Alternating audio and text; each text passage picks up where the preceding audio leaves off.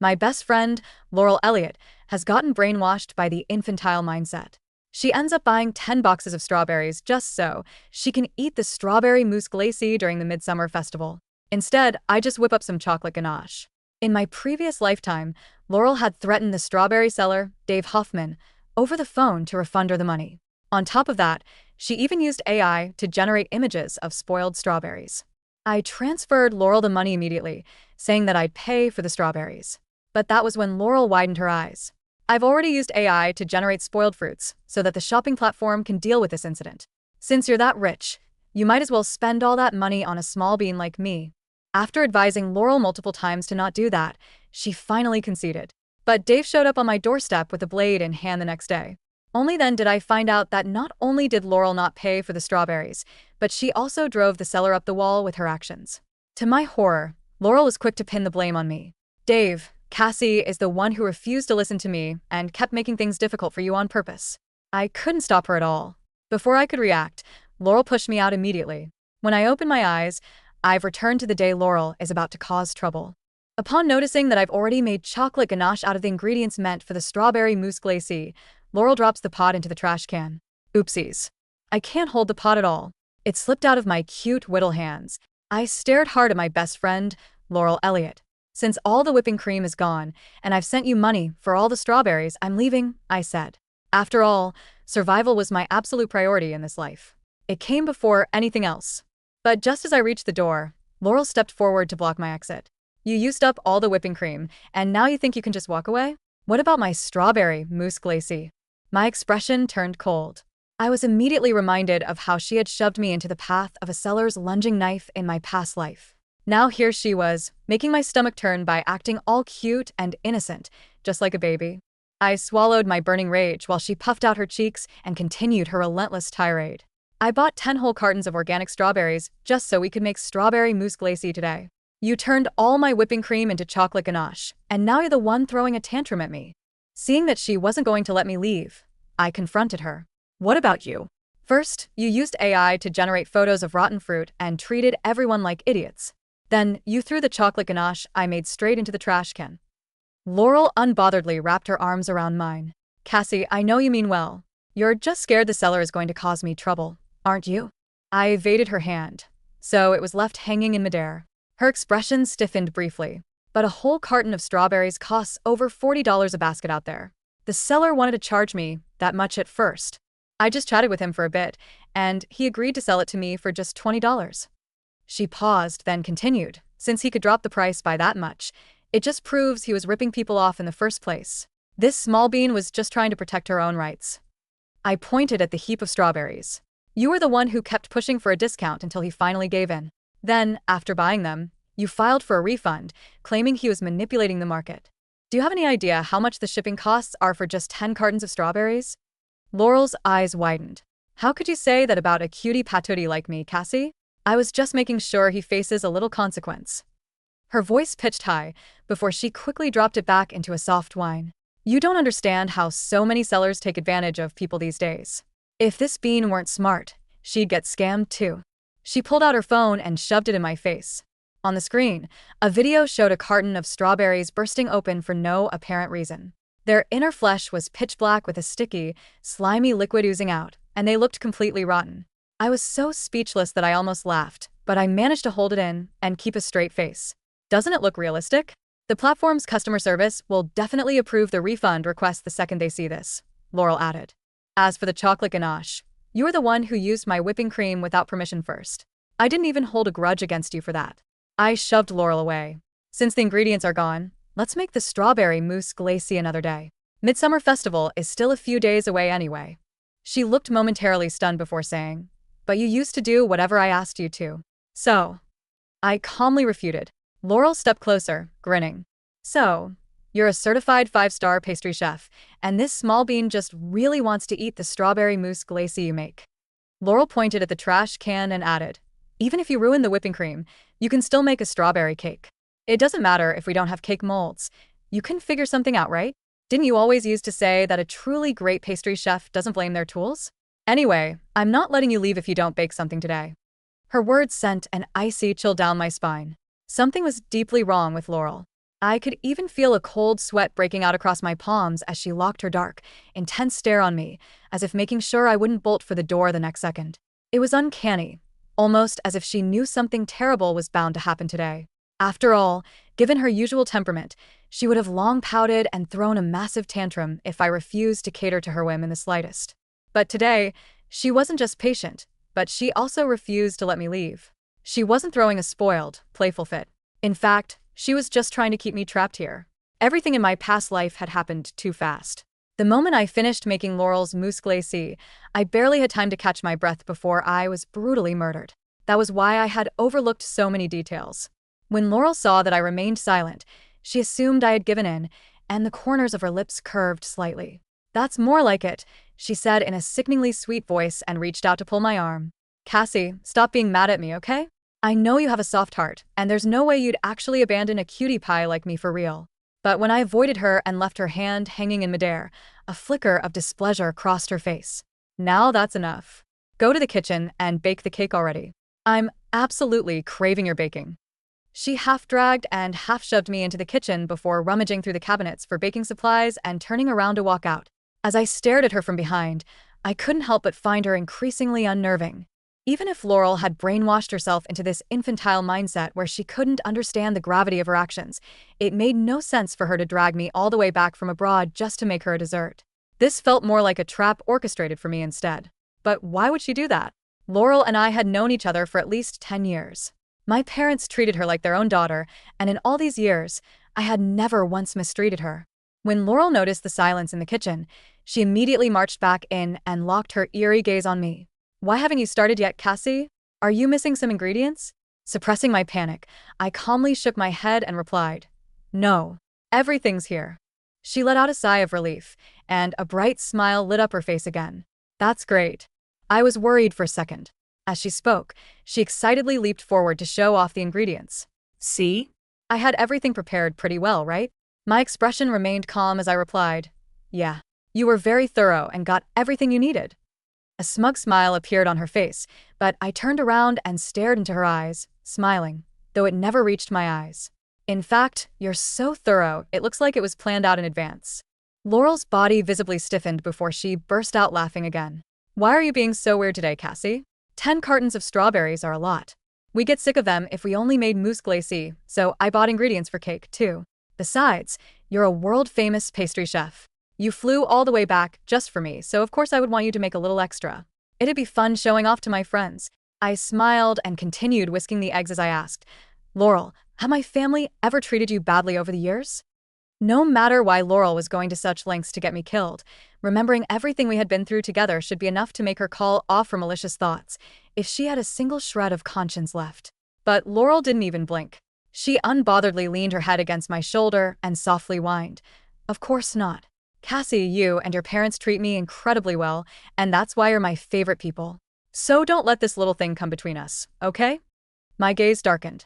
The milk carton I had just been holding slipped from my hands and splashed into the egg wash. I quickly fished the carton out. To my surprise, Laurel completely flipped her lid over the minor slip-up. She raised her hand and slapped me hard across the face, with her eyes bulging wide. "Why are you adding so much milk?" As I clutched my burning cheek, my mind went blank for a second before I shot back. "How am I supposed to make a cake without adding milk?" She seemed to choke on my response before bursting into tears. "Did you seriously forget? This small bean breaks out in a severe allergy if she has more than 4.5 fluid ounces of milk. How could you add so much for her?" I stared dead at her pathetic, aggrieved act without feeling a single shred of emotion. "Do you really think I'd forget?" When Laurel met my scrutinizing gaze, her eyes darted over to the kitchen counter, where the milk carton sat on top with its sealed spout completely intact. Only then did she realize she had overreacted and violently slapped me. She immediately grabbed my wrist and pulled my hand over to tap her chest lightly a couple of times, her tears flowing right on cue. She sniveled, and her voice was thick with a heavy nasal whine. "Cassie, please don't be mad at me. I just couldn't control my emotions for a second. I thought you met new friends after moving abroad and forgot about those details, which is why I panicked." I looked down at her hand gripping my wrist and found it utterly laughable. When I stayed silent, she sniffled, her eyes darting over to the milk in the cup every few seconds as if to confirm just how much milk I had poured. Once she saw that it was exactly 4.5 fluid ounces, she added, "I'm going to stem the strawberries in the living room. Hurry up and stop dawdling." I simply focused on baking the cake. Moments later, she came in holding a small bowl of strawberry chunks, a smile playing on her lips. "Cassie, I have all the strawberries ready." As she spoke, she looked over at the milk carton before picking it up to give it a shake and bringing it close to her nose to sniff it. After confirming that I hadn't secretly added more milk, she shot me another suspicious look. Out of the corner of my eye, I caught everything she did. It seemed like she didn't just want to harm me, but she was on guard against me, too. After the cake was baked, I suddenly asked her, "Did you pay for the strawberries already?" She frowned and finally got a little annoyed. "Of course I did. Would I ever lie to you?" I didn't press further. Laurel took a massive, satisfied bite of the cake before carrying the plate over to slump onto the couch.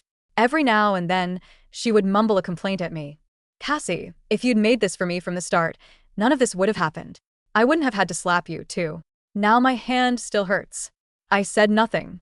All I did was eerily watch as she ate the whole cake, until her voice was so soft it was barely audible, and her eyelids began to droop uncontrollably.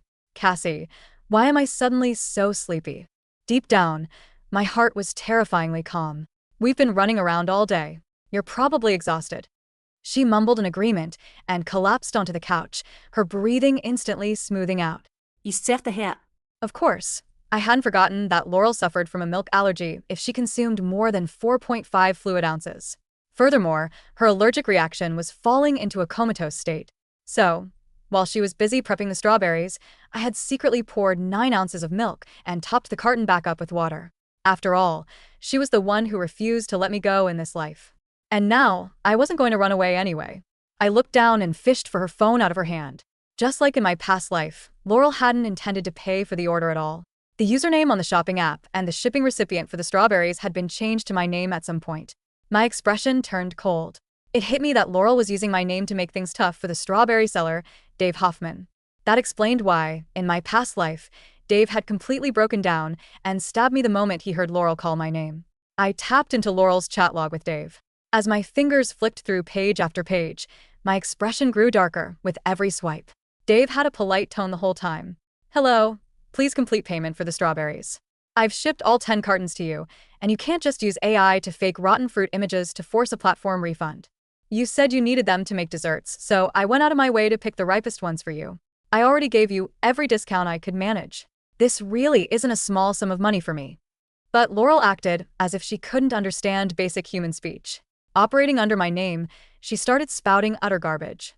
From the log, I saw Dave explaining his situation over and over again. He even took the initiative to tell her that, due to medical reasons, he was unmarried and childless.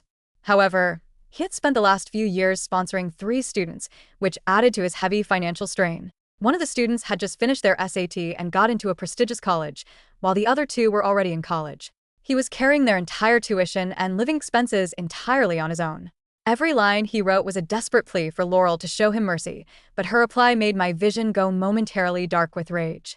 "If you don't have the financial ability to sponsor students, that's your own problem.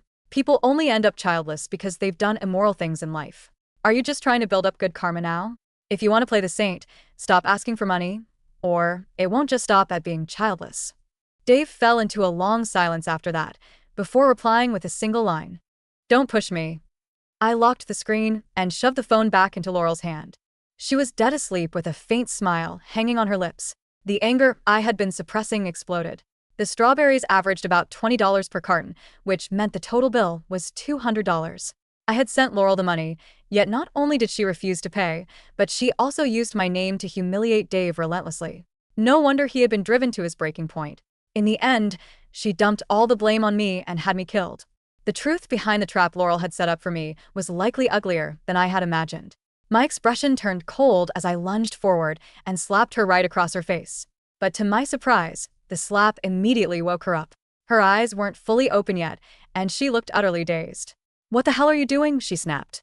Before she could say another word, the doorbell rang.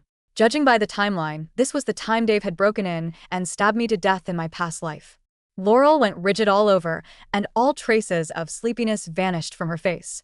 As the doorbell rang with increasing frantic urgency, she leaped off the couch and raced to the door before I could, forcing her usual soft whine into her voice. Coming. Stop buzzing. When the door opened, a man in his 40s stood outside. Pure rage was written all over his face, and he clenched a fruit knife in his hands. You bought my strawberries and stiffed me on the bill. I think you know why I'm here, don't you?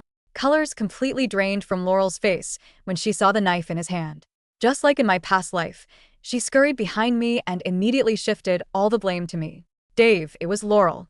She was the one who wanted to make strawberry mousse glacee and refused to pay you. Then, she turned on and roared, Laurel, I told you not to make things difficult for him, but you just had to use AI to fake photos of rotten fruit to force a refund from the app's customer service. Now that he's right here at our door, deal with your own mess and don't you dare blame me. I know absolutely nothing. With a sudden, violent shove, she pushed me toward Dave's knife. What she didn't realize, however, was that she was the one who should panic right now. As Laurel's hands slammed into my back, the sheer force of her betrayal vibrated through my bones. In my previous life, this exact shove had sealed my fate, sending me stumbling headfirst into the cold, sharp steel of Dave Hoffman's knife. But this time I was ready.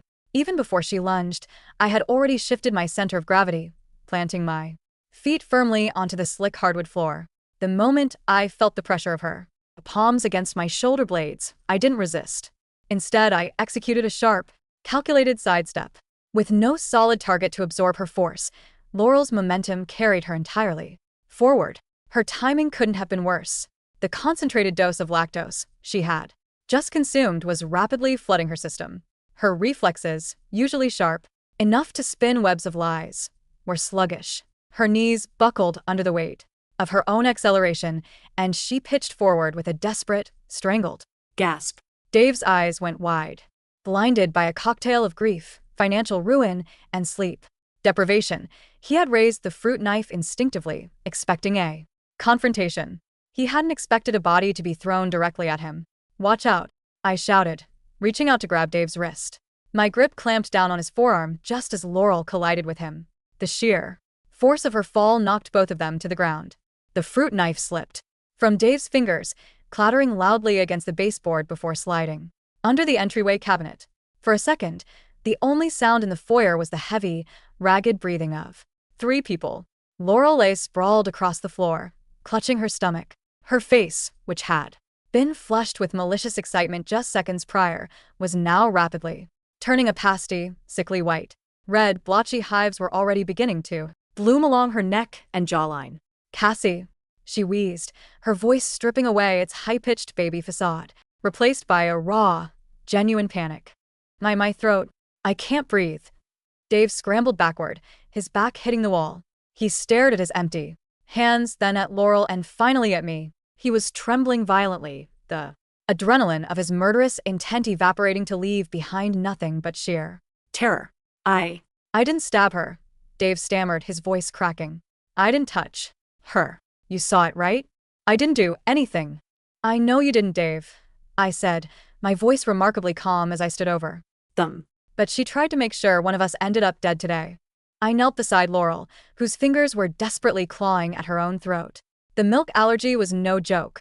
At her weight, 9 ounces of pure, concentrated lactose disguised in a dense chocolate cake was enough to trigger a severe anaphylactic reaction. But I didn't feel a single shred of pity. I reached down and calmly pried her phone from her weakening grip. Her thumb was still damp with sweat, and I easily pressed it against the sensor to unlock the screen before she could slip entirely into unconsciousness. What are you doing? Dave asked, his eyes darting toward the door as if contemplating flight. Don't run, Dave, I said without looking up. If you run now, you become a fugitive. If you stay, you get your money, and you get justice. Look at this. I turned the phone screen toward him. Open on the screen was the merchant portal of the shopping app. The profile picture was mine, and the account name was Cassie. But the registered phone number, the IP address of the login, and the linked bank account all belonged to Laurel Elliot. She told you her name was Cassie, didn't she? I asked. Dave stared at the screen, his jaw tightening. She said her name was Cassie on the chat. She said she was a rich influencer who didn't care about a lowly farmer like me. She sent me messages telling me I was a worthless, childless failure who deserved to starve. I am Cassie, I said, looking him dead in the eye. And I have never spoken to you in my life. This morning, when she told me she bought 10 cartons of strawberries, I transferred $200 directly to her bank account to Pay you. here. I pulled out my own phone and pulled up my banking app, showing him the timestamp transaction from earlier that day. I gave her the money to pay you in full, but instead of transferring it to you, she pocketed my money, kept your strawberries, used AI to generate images of rotten fruit to get a full refund from the platform, and used my identity to hurl abuse at you so that if you ever came looking for revenge, you would come For me. Dave's eyes traveled from my phone to Laurel, who was now shivering on the floor, her breathing coming in shallow, whistling gasps. The pieces of the puzzle fell into place with agonizing clarity. The desperate, proud man who had spent his life savings supporting orphan students had been driven to the brink of murder by a 24-year-old girl playing a sick, childish game. She set us up to kill each other, Dave whispered, his voice trembling with a mixture of horror and realization. Yes, I said. In my past life, or rather, if things had gone her way, you would have stabbed me, gone to prison for life, and she would have walked away with $200, free strawberries, and the perfect excuse of being an innocent, traumatized bystander. I looked down at Laurel. Her eyes were rolling back, her lips turning a faint shade of blue. Dave, call the police, I commanded softly. And I will call the ambulance. It's time to end this.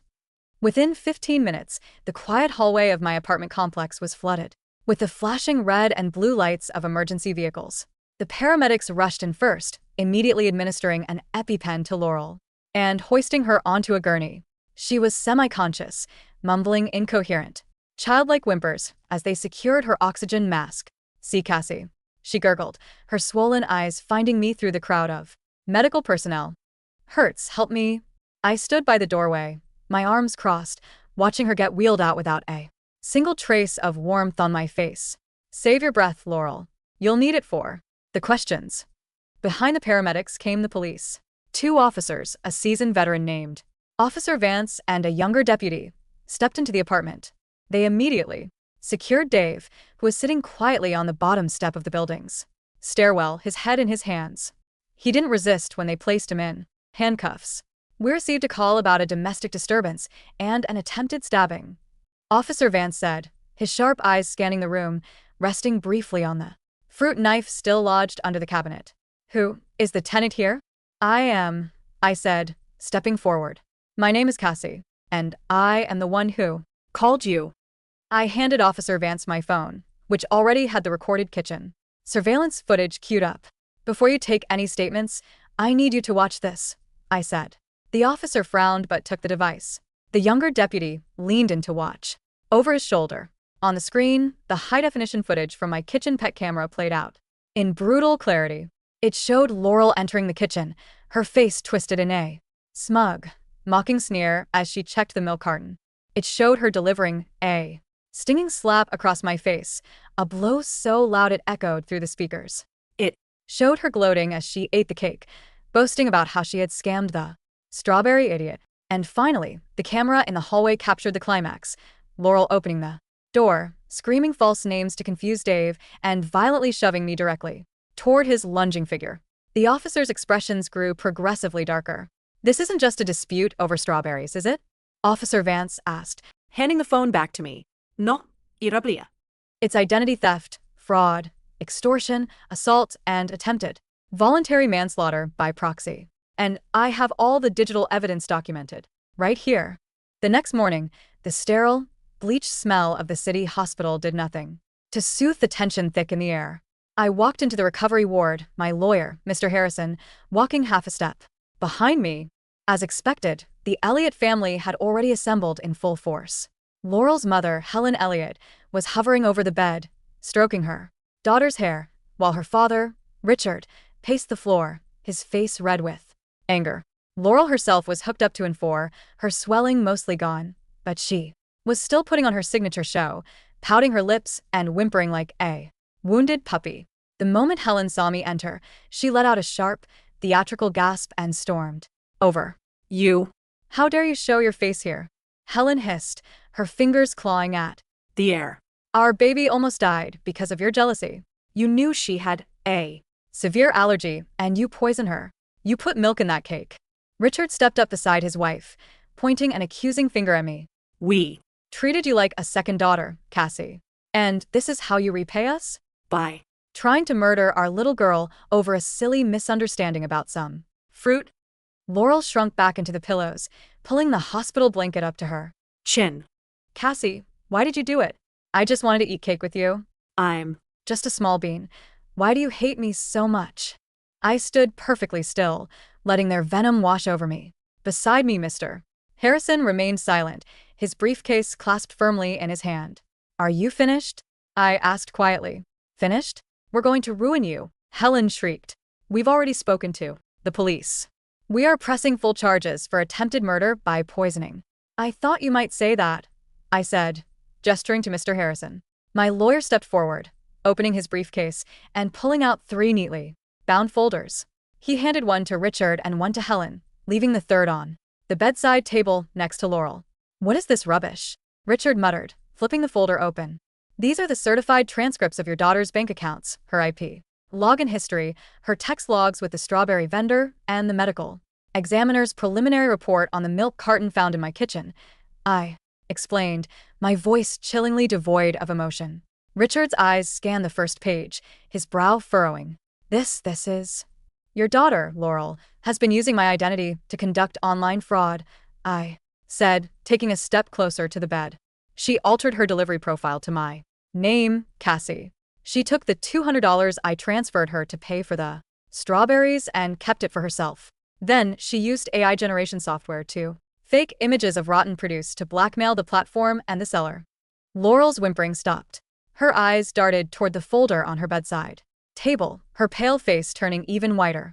But that's not the best part, I continued, turning to Helen. You claim I poisoned her. But the kitchen camera, which has already been submitted to the district attorney, clearly shows Laurel inspecting the milk carton herself. She knew exactly how much milk was missing. She chose to eat the entire cake because she believed she could use a mild allergic reaction as leverage to make me feel guilty and keep me from leaving. She didn't expect me to have replaced the missing milk volume with water, hiding the fact that the cake actually contained double her tolerance level, I added, leaning down so my face was inches from Laurel's. You played a game of chicken with your own life, Laurel, just to keep your shield in place. And you lost. Laurel tried to summon her baby voice, her lower lip trembling. Cassie, you're lying. I didn't mean to. I'm just a little girl. You are 24 years old, Laurel, I said, my voice cutting through her. Act like a scalpel.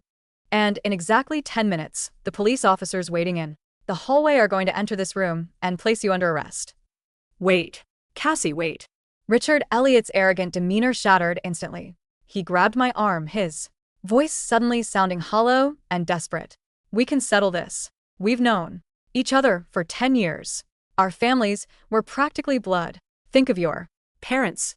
My parents are currently at the police station, signing the affidavit to sever all business and personal ties with your family, I replied, pulling my arm out of his grasp with disgust. They watched the footage of Laurel slapping me. They watched the footage of her pushing me into a knife. Do you honestly think they will ever look at either of you again? Helen sank into a visitor's chair, covering her face as she began to sob, not out of remorse, but out of the sheer terror of social ruin. The Elliot family's entire social standing relied on their image of perfect upper middle class respectability. A daughter arrested for fraud, identity theft, and attempted manslaughter would destroy them. Cassie, please, Helen begged, looking up with tear-streaked mascara. She's fragile. She has mental issues. She doesn't understand the real world. She thinks like a child. She understands the real world well enough to frame me for her debts, I said. She understands the real world well enough to use a man's desperate financial situation to drive him to madness. Do you know what she wrote to Dave Hoffman? I opened my phone and read the transcript aloud, ensuring every word echoed clearly in the sterile room. People only end up childless because they've done immoral things in life. If you want to play the saint, stop asking for money, or it won't just stop at being childless.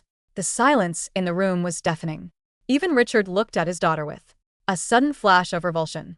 She knew Dave was supporting 3 orphan college students on a farmer's salary. I said, my voice trembling with a rare flash of anger. She knew he was desperate, and she mocked his tragedy to save $20. She is not a child, Helen. She is a monster. The door to the hospital room clicked open. Officer Vance stepped inside, followed by his deputy. Laurel Elliot, Vance said, pulling a pair of handcuffs from his utility belt. You are officially under arrest for grand larceny, identity theft, and conspiracy to commit grievous bodily harm. As soon as the medical staff clears your discharge, you'll be transported to the county holding facility. Laurel let out a high-pitched, genuine shriek. Daddy, Mommy, don't let them take me. I'm too little for jail. It's too dark. Cassie, tell them. Tell them it was a prank. But neither Richard nor Helen moved. They stood frozen, paralyzed by the weight of the evidence and the sudden, brutal collapse of their perfect lives. I turned my back on them and walked out of the room, the sounds of Laurel's hysterical screaming fading behind the heavy double doors of the ward. 2 days later, I sat in a small, quiet interview room at the municipal courthouse. Across the table sat Dave Hoffman. He was no longer holding a knife, nor was he wearing the manic, desperate expression of a man pushed to the edge. He looked small, tired, and deeply apologetic, his rough hands resting quietly on the metal table. I'm sorry, Miss Cassie, he said, his voice barely a whisper. I almost did something unforgivable to you. If you hadn't stopped me, if you hadn't shown me the truth, I would have ruined my life, and the kids, they wouldn't have had anyone left. I don't blame you, Dave, I said, pushing a thick white envelope across the table toward him. He frowned, looking at the envelope but not touching it. What's this? It's $10,000, I said. 200 of it is the full payment for the 10 cartons of strawberries. The rest is a donation to your students' tuition fund. Dave's eyes widened, and he immediately pushed the envelope back. No, I can't take this. I threatened you. I came to your house with a weapon. I should be in jail. The district attorney has already agreed to drop the attempted assault charges against you in exchange for your testimony against Laurel, I explained gently. You were victimized, blackmailed, and psychologically tortured by a predator who used my name. You don't belong in a cell, Dave. You belong back on your farm, and those kids belong in college. A single, heavy tear rolled down the weather-beaten cheek of the middle-aged farmer. He covered his face with his hands, his shoulders shaking as he let out a quiet, shuddering sob of relief. Thank you. He wept. Thank you, Miss Cassie. I swear to you, every penny of this will go to their books. I'll never forget this. Never. Just take care of them, Dave, I said, smiling softly.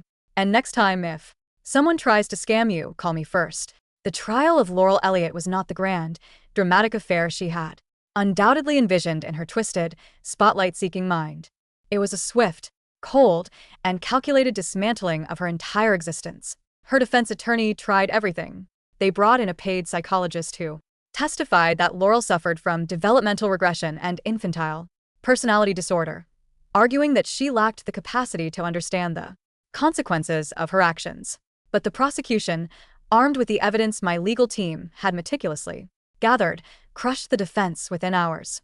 They presented the metadata from the AI generation app, proving she had spent over 3 hours tweaking the prompts to make the strawberries look perfectly rotten. They showed her search history, which included queries like, how to get a refund on shopping platforms without returning goods, and can you get arrested if someone else uses your account to scam people?